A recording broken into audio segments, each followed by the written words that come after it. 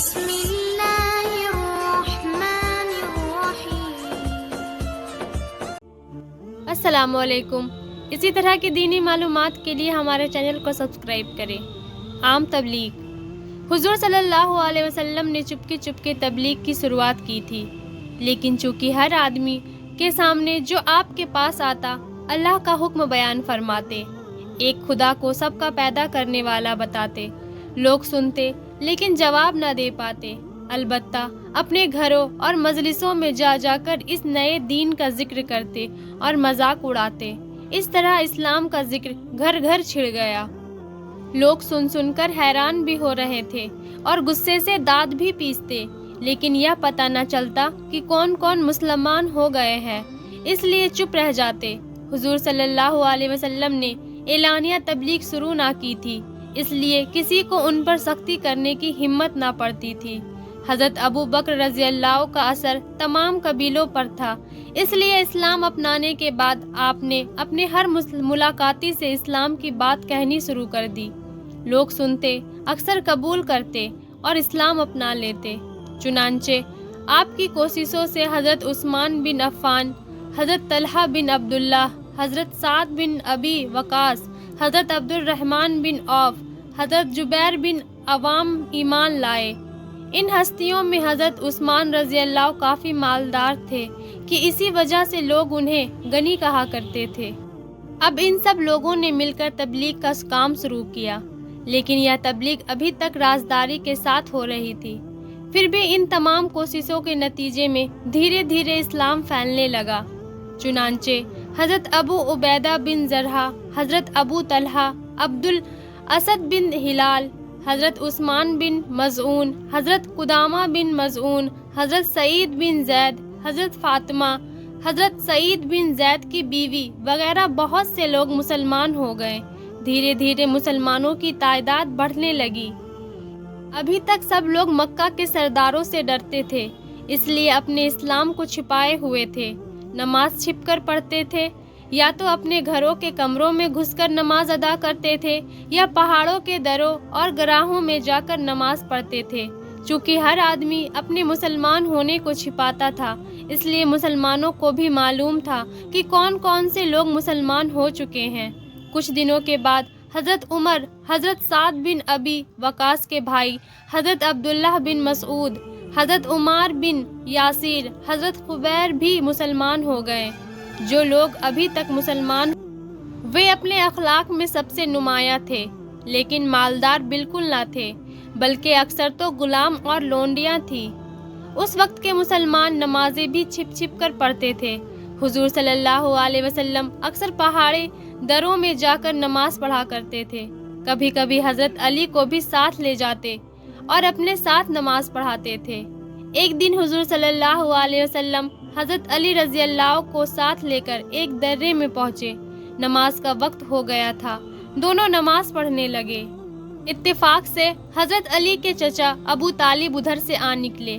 ابو طالب کے ساتھ حضرت جعفر حضرت علی کے بھائی بھی تھے، دونوں قریب کھڑے تھے۔ حیرت بھری نظروں سے حضور صلی اللہ علیہ وسلم اور حضرت علی کو نماز پڑھتے ہوئے دیکھنے لگے۔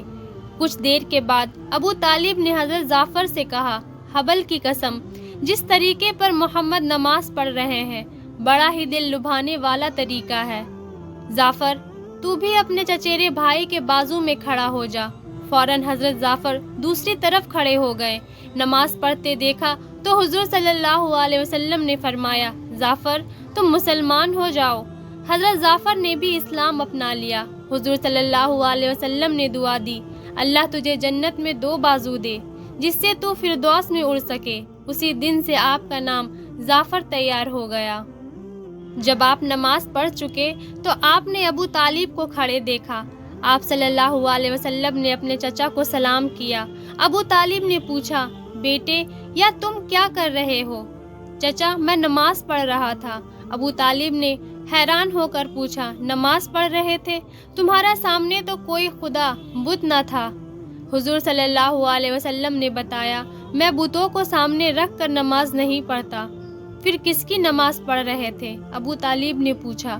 اس خدا کی جس نے سب کچھ پیدا کیا ہے، حضور صلی اللہ علیہ وسلم نے جواب دیا۔ نماز کا یہ طریقہ تم نے کس سے سیکھا؟ ابو طالب نے پوچھا۔ چچا، جبرائیل علیہ السلام فرشتے سے۔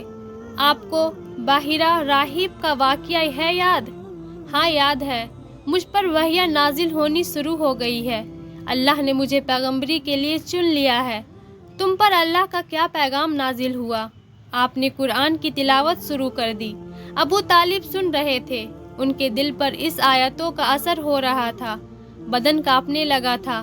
جب حضور صلی اللہ علیہ وسلم خاموش ہوئے تو ابو طالب نے پوچھا، کیا کون سا مذہب ہے؟ آپ صلی اللہ علیہ وسلم نے بتایا، یا ابراہیم کا طریقہ ہے، انہی کا دیا ہوا، یا اسلام ہے، اور اس کے ماننے والے مسلمان کہلاتے ہیں۔ ابو طالب بولے، بیٹے یہ تو بڑا اچھا مذہب ہے، اللہ کی عبادت کا یہ اچھا طریقہ ہے، ہمیں فخر ہے کہ ہمارے خاندان میں نبی پیدا ہوا۔ پیارے بیٹے، تمہارے دادا کی پیشین گوئی پوری ہوئی، کیا تم جانتے ہو وہ پیشین گوئی کیا تھی؟ نہیں چچا، آپ صلی اللہ علیہ وسلم نے کہا۔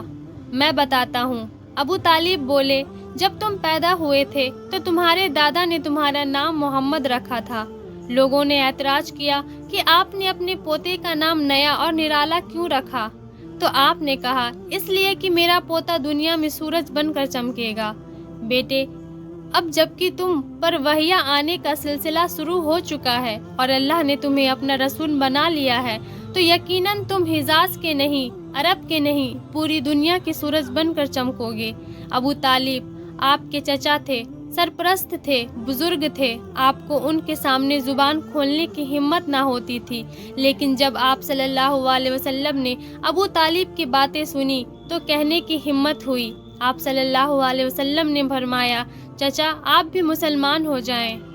ابو طالب بولے، میرا دل تو چاہتا ہے کہ میں مسلمان ہو جاؤں اور تیرے ساتھ کھڑا ہو کر نماز پڑھوں، اندیکھے خدا کو پوجوں، پر باپ دادا کے مذہب کو چھوڑتے ہوئے شرم آتی ہے۔